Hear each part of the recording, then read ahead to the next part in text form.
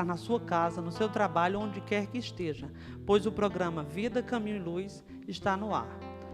A todos os telespectadores que nos acompanham pela TV 7 e aos ouvintes sintonizados na Rádio 7, deixo nossos abraços fraternos, desejando a todos que possamos aproveitar esses momentos que estaremos abordando temas doutrinários.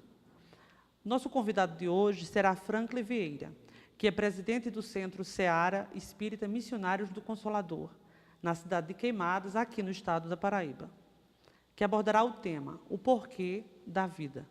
Durante o programa, perguntas poderão ser feitas pela plateia por escrito e entregue à nossa produção. As mesmas serão respondidas após o término da exposição feita por Christian, após sua abordagem temática. Passamos agora a palavra ao nosso amigo Franklin Vieira e que Deus, com seu amor, nos envolva e possamos todos aprender juntos. Obrigado, Rafael. E saudando a todos com um abraço fraterno, de início agradecemos humildemente ao Criador pela oportunidade do trabalho, rogando que seus emissários, benfeitores, que por nós intercedem, benfeitores que são capitaneados pelo Mestre e amigo Jesus, rogamos que estejam permanentemente conosco. Cumprimento de maneira especial a direção da Fundação 7, pela iniciativa do programa Vida, Caminho e Luz, do qual temos a honra de participar do seu lançamento, desejando pleno êxito nesta que acreditamos ser mais uma opção de luz nessa nossa caminhada.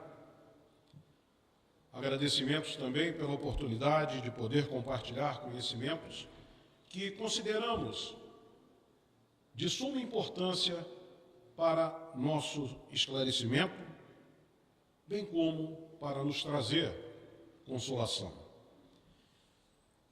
Trouxemos hoje para a nossa reflexão uma questão que, desde os primórdios da humanidade, tratada pelos grandes filósofos, existe e reside em todos nós, mesmo que de maneira latente. O porquê da vida. E se há pretensão de termos uma resposta concreta, uma resposta definitiva, procuraremos abordar o tema proposto de maneira conceitual, buscando despertar em cada um de nós o interesse em descobrir o verdadeiro papel do indivíduo, o verdadeiro papel do homem, frente ao mais precioso dom que nos foi concedido pelo Supremo Arquiteto, o dom da vida. E em continuidade ao trabalho da codificação da doutrina dos espíritos, logo após o desencarne de Allan Kardec, ocorreram diversas personalidades do mundo espírita, especialmente no que diz respeito à divulgação dessa revelação, então emergente. Dentre essas personagens que selecionamos, destacou-se aquele que viria a ser um dos mais notáveis líderes espíritas da época, através da sua oratória, através de publicações e através da sua andança por diversos países da Europa e do mundo. Falamos de Leon Denis, que veio a ser, pelo seu trabalho, cognominado como o apóstolo do Espiritismo e também como o consolidador do Espiritismo. A filosofia deu a tônica ao trabalho desenvolvido por Leon Denis, que através de suas publicações, das suas obras e das conferências realizadas, enfrentou as mais severas críticas do positivismo ateísta, as mais severas críticas do materialismo e também a resistência da Igreja. A origem do ser, a existência e sobrevivência da alma sempre foram suas principais preocupações, sendo uma constante em suas obras, o questionamento sobre o que somos, de onde viemos e para onde vamos. No final do século XIX, mais precisamente, no ano de 1885, Leon Denis nos brindou com a publicação de um pequeno, mas de um interessante e formidável livro, e também importante, que é o objeto da nossa reflexão de hoje. O título do livro é O Porquê da Vida. Qual de nós, no mundo moderno, em nossas horas de recolhimento, em nossas horas de reflexão, deixou, em algum momento, de interrogar a natureza e o nosso próprio coração, buscando saber o segredo, a origem das coisas e a razão de ser do universo? Qual de nós também, em algum momento, colocou dúvidas quanto ao poder maior da criação, questionando se Deus é uma ficção ou uma realidade? Essas questões, meus irmãos, muito embora chocantes quando colocadas de maneira explícita, em público principalmente, penso que elas podem ser bastante interessantes e muitas vezes necessárias. E por que penso dessa maneira? Porque vão nos fazer refletir, vão nos fazer entender sobre a eterna sabedoria que nos criou e nos dirige. E esse entender a que me refiro é no sentido de respeitar, é no sentido de saber, de sentir Deus dentro de nós, e não somente acreditar e temer. Porque quando se acredita, o acreditar de hoje é passível da descrença amanhã. E o temor, aqueles que dizem que temem a Deus, o temor é gerado pelo medo. Fatalmente, vai nos levar ao desrespeito através da indisciplina e da rebeldia.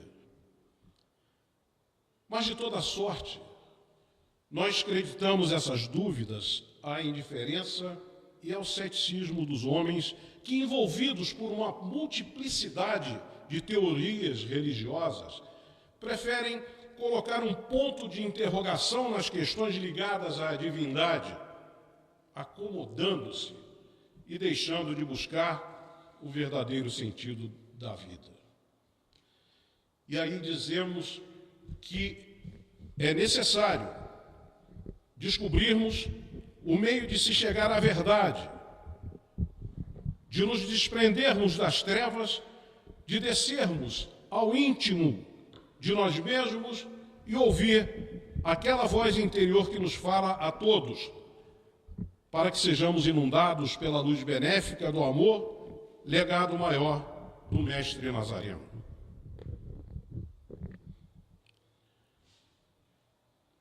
Todos nós somos abordados pelos problemas da existência, podendo se afirmar, para aqueles que se interessam pelo verdadeiro sentido da vida, que as principais preocupações residem justamente no que somos, de onde viemos, para onde vamos e quais são os nossos destinos.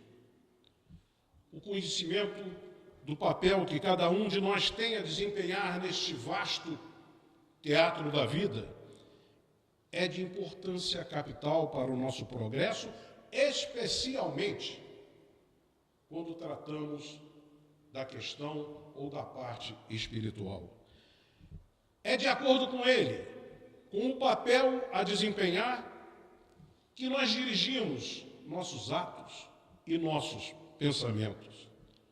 Daí temos a expressão: tal é o ideal, tal é o homem, afirma Leon Denis, tomando por base que é a concepção do mundo, é a concepção da vida que determina os deveres de cada um, como também da coletividade. É a concepção do mundo e da vida que vai fixar os caminhos a serem seguidos pelo homem e as resoluções que ele deve adotar. O homem que não se interessa pelos seus destinos assemelha-se a um viajante que anda de maneira mecânica por uma estrada, que anda roboticamente, que não sabe do seu ponto de partida, não se interessa pelo seu ponto de partida e nem mesmo do ponto de chegada. E aí, esse homem estará se sujeitando a sucumbir, estará se sujeitando a fracassar perante o menor obstáculo, aquelas pedrinhas de tropeço que encontramos durante a nossa caminhada, perdendo seu tempo e sem a preocupação com o objetivo a atingir. E em se conduzindo assim, esse homem estará jogando por terra a oportunidade que nos dá o Criador para resgatarmos os erros e equívocos pretéritos, o que nos vem por acréscimo da misericórdia divina através da reencarnação. Então, perante a vida, não devemos nos posicionar em oposição à experiência e à razão, acreditando que tudo termina com a morte e que o homem não tem outro destino senão aquele do desaparecer no nada.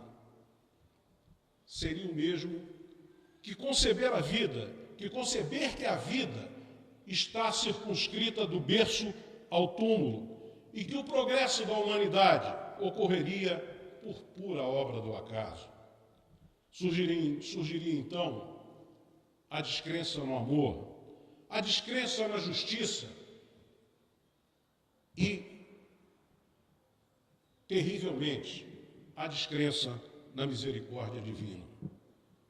Seria como acreditar no nada, e a crença no nada, com a negação da vida futura, remete-nos a conceber a inexistência de qualquer sanção moral. Quando não acreditamos em nada, tanto faz. Não existe sanção moral. E aí teríamos todos os atos chegando aos mesmos resultados, pouco importando que o indivíduo seja bom, pouco importando que o indivíduo seja mau, pouco importando que ele seja criminoso ou que seja sublime.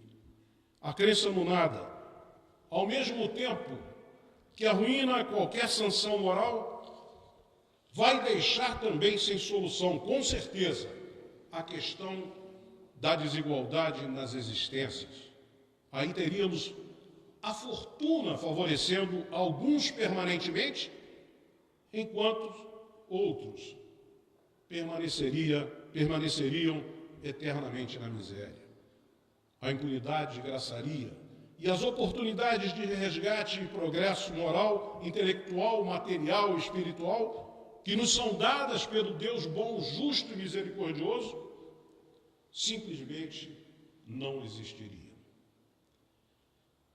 Mas continuando no questionamento sobre os porquês da vida, como nós podemos negar a existência de forças, a existência de potências consideradas não materiais, se constantemente nos entregamos a impulsos de amor e de bondade, constantemente nos flagramos com sentimentos sublimes que transcendem a matéria. Aquele que não acredita nessas forças, nessas potências não materiais, ou aquele que não acredita, certamente, nenhum desses sentimentos sublimes ele poderá ter. Nós amamos a virtude, nós amamos o devotamento, nós amamos o heroísmo. O sentimento de beleza moral está arraigado em nós e a harmonia das coisas e das leis nos invade. Quando a gente diz que a beleza, esse sentimento da beleza moral que está arraigado em nós vemos no mais honrado dos homens até o mais terrível marginal. Com certeza, ele tem algum senso de moral. Nós sentimos, nós amamos, nós possuímos consciência e agimos conforme a nossa vontade e a nossa razão, principalmente através do livre-arbítrio. Por tudo isso, e por muitas outras coisas mais, não podemos conceber de maneira alguma que procedemos de uma causa que não encerra essas qualidades, de uma causa que não sente, que não ama e nem conhece coisa alguma, de uma causa que nada vê, que não nos escuta e não nos disponibiliza o caminho a seguir, mais uma vez repetindo, através do nosso livre-arbítrio. Portanto, acreditemos que só temporariamente o ser humano pertence à matéria. Acreditemos que a alma prossegue no mundo carnal sempre em busca da sua depuração e do progresso. Nos questionamentos sobre a vida, não se pode deixar de falar na harmonia que rege o universo, destacando que Deus é inequivocamente o centro de onde emanam e para onde convergem todas as forças. Observemos o universo com seus astros a cintilarem e inebriando os nossos olhos. Observemos a Terra, essa grande nutriz da humanidade. Vejamos a harmonia dos seus contornos, seus continentes, no seio dos quais as nações germinaram e cresceram.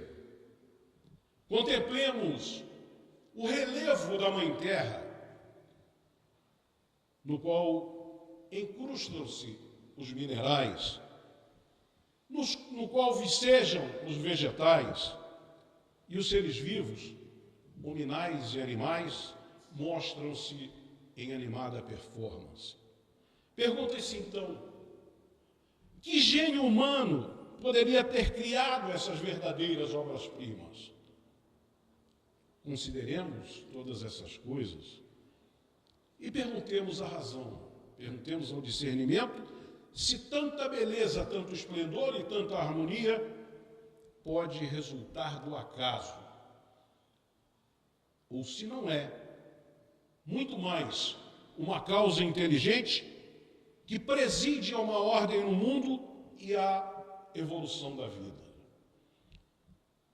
E mesmo tendo conhecimento de tudo que já falamos, para caminhar com segurança, é preciso que o homem se interesse em saber qual vai ser o seu destino, qual será o seu destino. Que ele se interesse em saber para onde ele vai.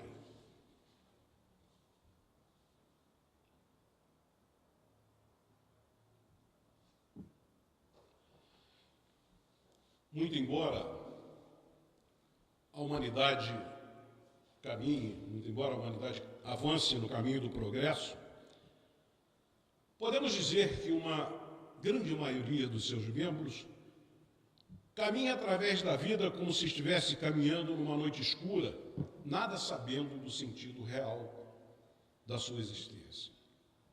Lamentamos, mas é uma realidade.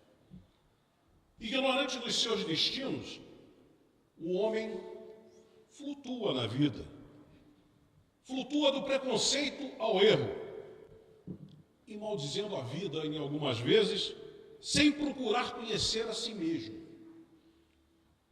E aí, ele lança sobre os seus semelhantes a culpa pelas suas provações. E o que é pior, lança essa culpa sobre o Criador,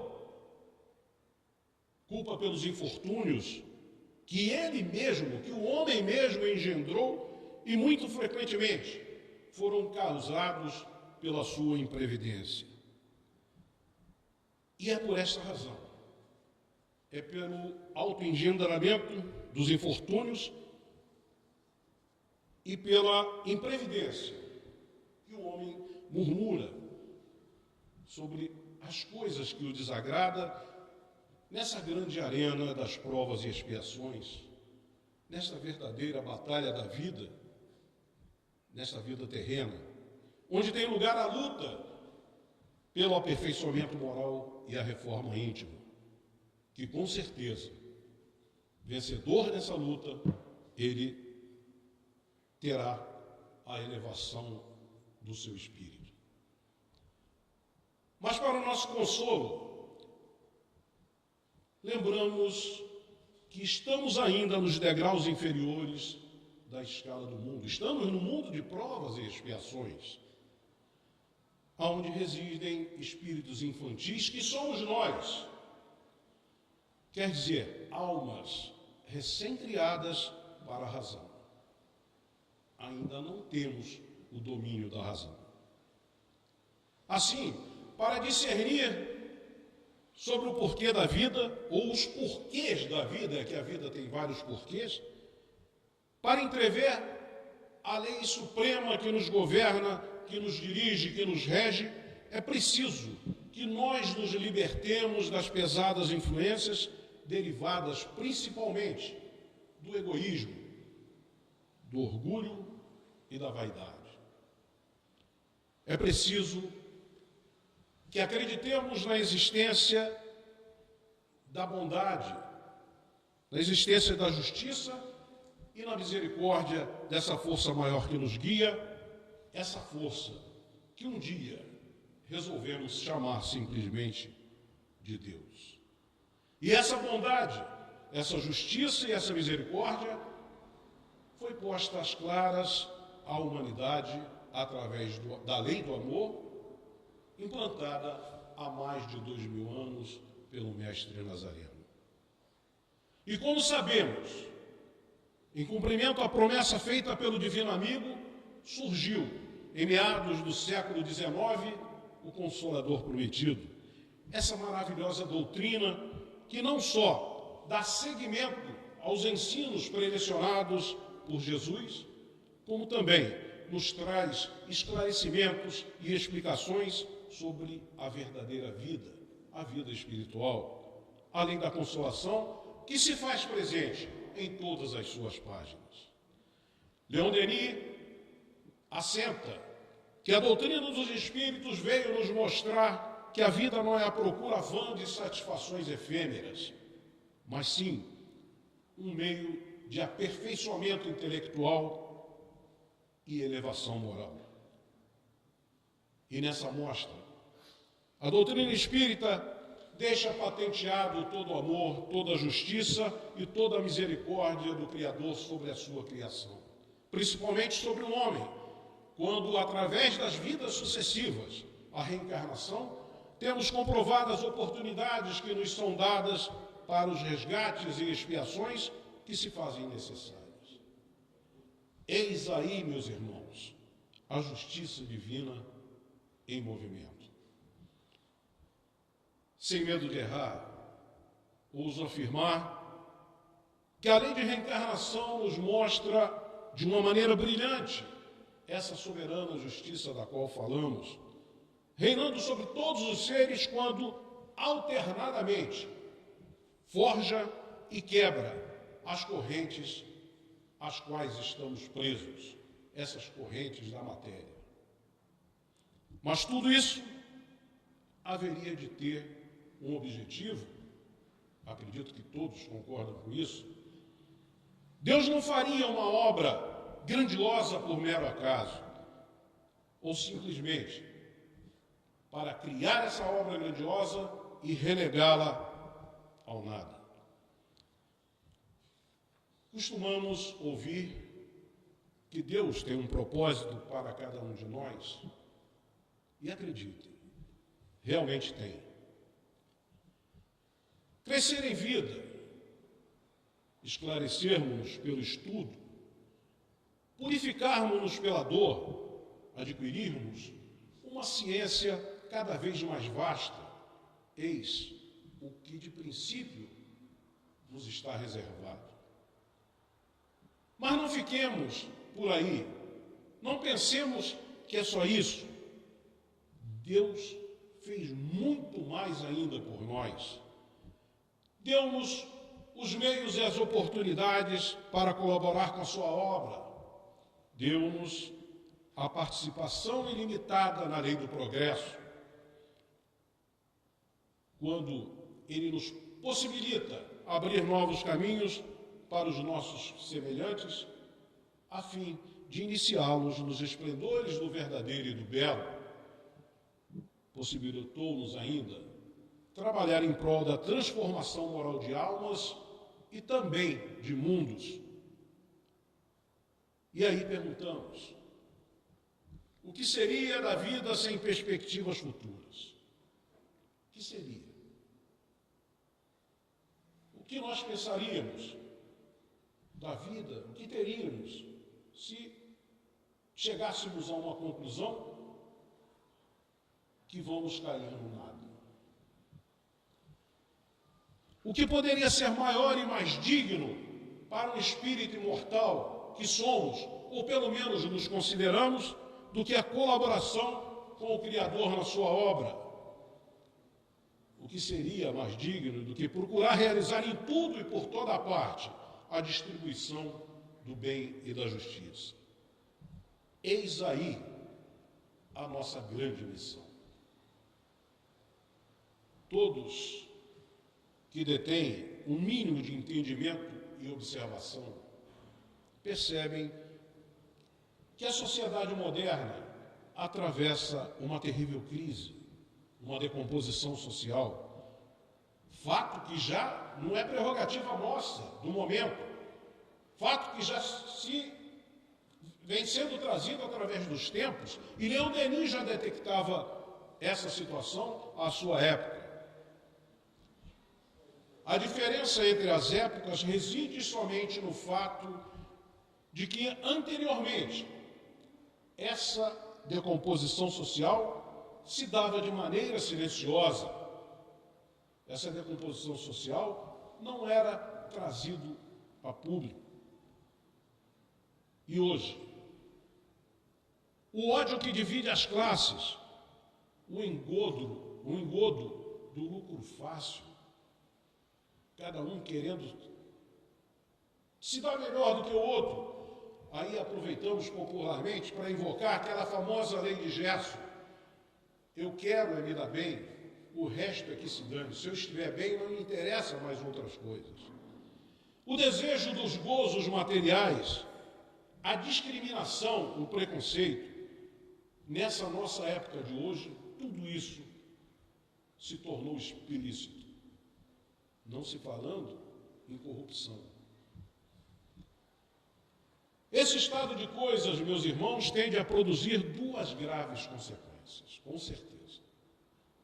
Duas graves e principais consequências. A primeira seria o recrudescimento do egoísmo naqueles que conseguem atingir seus objetivos, de que maneira não importa, os meios não interessam, visam somente o fim. Então, esse recrudescimento do egoísmo, nesses que atingem seus objetivos e que se julgam felizes. E o segundo grande motivo, o desespero e a revolta nos excluídos e infortunados. E por que isso acontece? O que fazer frente a essa questão? Respondendo à primeira indagação, acreditamos ter no orgulho, na vaidade e no egoísmo a causa principal de toda sorte de negatividade que atinge a humanidade. Os prazeres efêmeros do materialismo contribuem para que o homem coloque Deus em segundo plano. E para enfrentar essa situação na qual as religiões a gente afirma, agonizam.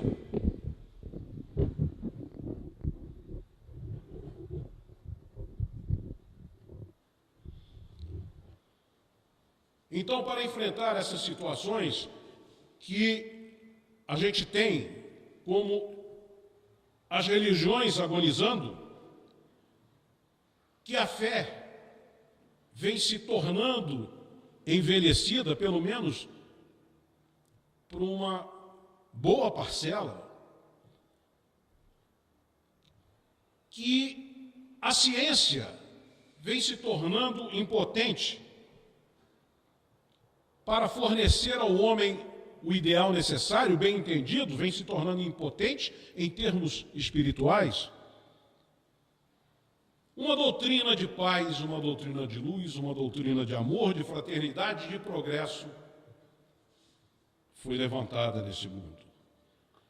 E essa doutrina vem apaziguar os ódios selvagens, vem acalmar os corações, acalmar as paixões, ensinar a todos a solidariedade, o perdão e a bondade. E afirmamos que no dia que a doutrina espírita, fonte infinita de consolações, for compreendida por toda a humanidade, e não só compreendida, mas também aceita, a inveja e o ódio serão definitivamente banidos e a humanidade se erguerá. A humanidade, aí sim, vai se voltar para Deus. É o que estamos precisando. Portanto, meus irmãos, esperamos que essa nossa breve reflexão seja o princípio de uma grande busca sobre os porquês da vida, do interesse sobre o que realmente nós somos, de onde viemos e para onde vamos. E para entendermos a relação que temos conosco mesmos, não só conosco mesmo, mas com os outros e com o mundo, é preciso que atentemos para aquele aforismo grego inscrito na entrada do templo de Delfos, que foi aproveitado por Sócrates e muito recomendado por Santo Agostinho. Conhece-te a ti mesmo. E vamos ficando por aqui, externando mais uma vez nossos sinceros agradecimentos pela oportunidade do trabalho, deixando um lembrete interessante de Leon Denis, que encontramos numa outra obra sua, no livro Depois da Morte. Ali, ele diz o seguinte: recorda-te de que a vida é curta. Esforça-te, pois, por conquistar, enquanto podes, aquilo que vieste aqui realizar. O verdadeiro aperfeiçoamento possa teu espírito partir desta terra mais puro que quando nela entrou. Pensa que a terra é um campo de batalha onde a matéria e os sentidos assediam continuadamente a alma. Corrige teus defeitos, modifica teu caráter, reforça a tua vontade, eleva-te pelo pensamento acima das vulgaridades da terra e contempla o espetáculo luminoso do céu. Muito obrigado, que a paz, a luz e o amor do Cristo seja conosco.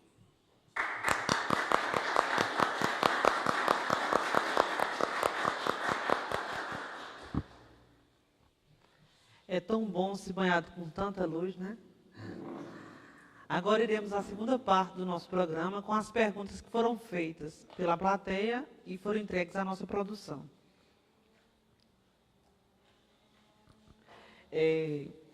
Desde a antiguidade que se falava tanto do porquê da vida, né?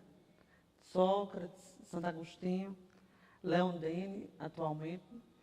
E uma pergunta que foi feita é: qual a importância de Leon Denis para a humanidade?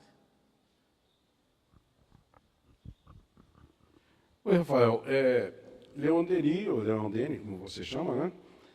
A importância dele para a humanidade foi total. Nós temos aquele entendimento de que o Espiritismo não é religião do futuro, mas é o futuro das religiões. Isso aí, ela vai ao encontro da filosofia. Então, nós entendemos a doutrina espírita muito mais como uma filosofia do que como uma religião somente. Eu digo somente, não em termos de diminuir a religião, porque a religião é aquela ligação do verbo religare, né? Da ligação que nós temos com a divindade. Mas, se você entrar no entendimento filosófico, certamente você será conduzido a uma religiosidade. Você vê, com a codificação da doutrina espírita, Kardec, primeiramente, a primeira obra de Kardec foi o Livro dos Espíritos, né? Onde nós temos ali filosofia pura. Posteriormente, o Evangelho. Não que a filosofia esteja à frente do Evangelho, não. Mas o Evangelho contém o quê? Contém ensinamentos morais. O Evangelho é que nos dá o norte acerca da nossa conduta, nos mirando naquele ser que é o nosso modelo e guia, Jesus Cristo.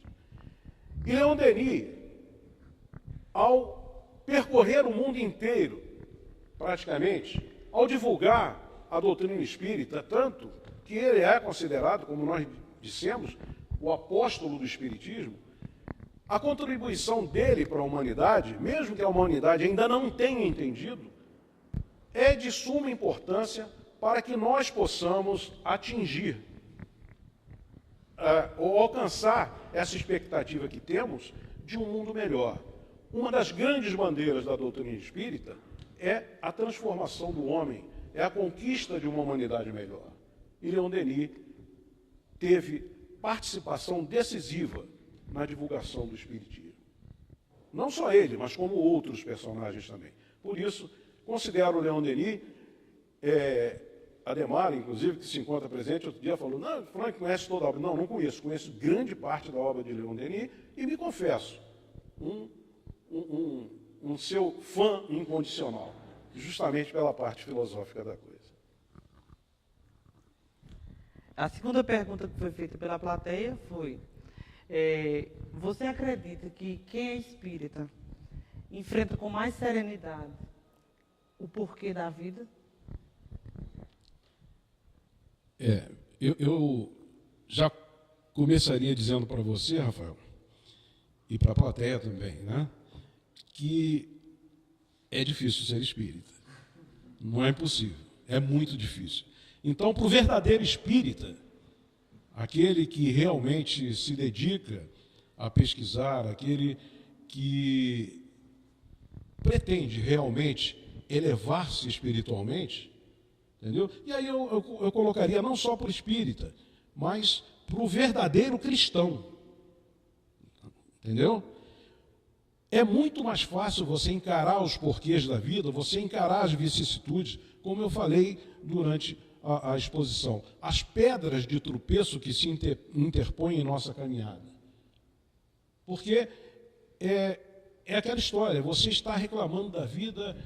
Hoje mesmo com minha esposa, pouco antes de vir para cá, ela me disse, nós somos ricos. Eu falei, e continuou dizendo, nós somos ricos em realizações espirituais, nós somos ricos em amizades, isso aqui. Eu falei, não somos ricos. Não. E ainda acrescentou, e temos muito mais do que nós precisamos. E eu acrescentaria, nós temos muito mais do que precisamos? Não, nós temos muito mais do que merecemos. Entendeu? E, então, você pensando dessa maneira, você procurando agir com seriedade, você procurando agir dentro da moral, você procurando ser melhor a cada dia, a coisa que a gente pede, eu peço sempre, até nas minhas orações, quero ser melhor hoje do que eu fui ontem, quero ser amanhã melhor do que eu sou hoje. E se cada um de nós pensarmos assim, ou pensar assim, nós certamente teremos uma humanidade melhor. Então, para o verdadeiro espírita, para o verdadeiro cristão, é muito mais fácil você encarar os porquês da vida, porque você estará com uma palavrinha-chave nessa situação toda, que é a resignação. E, acrescentando a resignação, a resiliência também, que é a sua capacidade de voltar ao estado anterior que você estava, ou seja, o nosso verdadeiro estado, o nosso estado original, como é? Simples e ignorante, bons. Então, nós devemos estar sempre preparados para estar nesse estado de bons. A terceira pergunta, na verdade, é uma afirmação para ver se você concorda, né? Jesus, em sua caminhada, e o Espiritismo como Consolador prometido reforça que, ao invés de perguntarmos o porquê da vida, devemos nos deter aos praquês da vida. Você concorda com isso? De certa maneira, sim, né? Os porquês da vida, quando você se fixa nesses porquês, você certamente vai ter os praquês da vida. Para que viver? Por que viver? Seria quase que uma coincidência, né, de coisas. Para quê? E aí, eu acrescentaria também, durante a reflexão, nós falamos, para a gente se descobrir, para a gente estar caminhando cada vez mais e descobrir sempre que existe uma coisa boa ali na frente, para a gente acreditar que a vida é movimento, né? Para a gente entender que o amanhã sempre nos reserva alguma coisa de bom. Se nós não fizermos esses questionamentos do porquê da vida ou dos praquês da vida, nós nunca vamos chegar a essas conclusões, ou a conclusão nenhuma. Seria, como já foi dito, seria nós fazermos a apologia do niilismo, ou seja, a crença no nada. E isso eu acho que está fora de cogitação para todos nós que acreditamos naquele ser supremo, no nosso verdadeiro arquiteto. Nossa quarta e última pergunta é: de que forma o livre-arbítrio pode contribuir para responder os porquês da vida? Bem, o livre-arbítrio, em princípio, é a nossa capacidade de pensar e de agir, né? E, certamente, para nós, eu vou dizer para nós, como espírita, como cristão, né? Esse livre-arbítrio, ele vai ter uma importância fundamental no desenvolvimento do homem, desde que ele se disponha a refletir sobre os seus atos e sobre os seus pensamentos. Não adianta você ter o livre-arbítrio, que é essa capacidade que você tem de pensar e de agir, de maneira assim dispersa. Não adianta.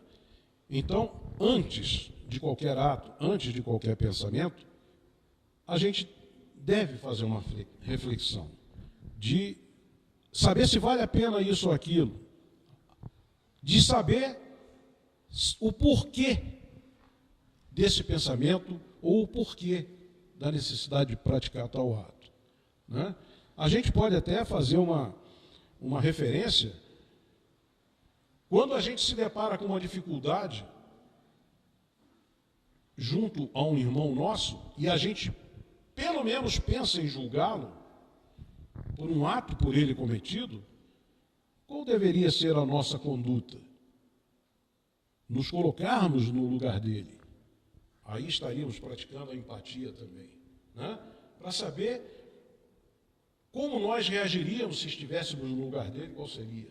E mais ainda, nós deveríamos pensar em determinadas situações como Jesus agiria. Pelo menos pensar nisso. Não estou aqui querendo me comparar ou nos compararmos com Jesus, mas pelo menos a gente deveria pensar assim, como agiria Jesus. Então o livre-arbítrio, ele realmente tem um peso muito grande nesses porquês da vida aí, tá?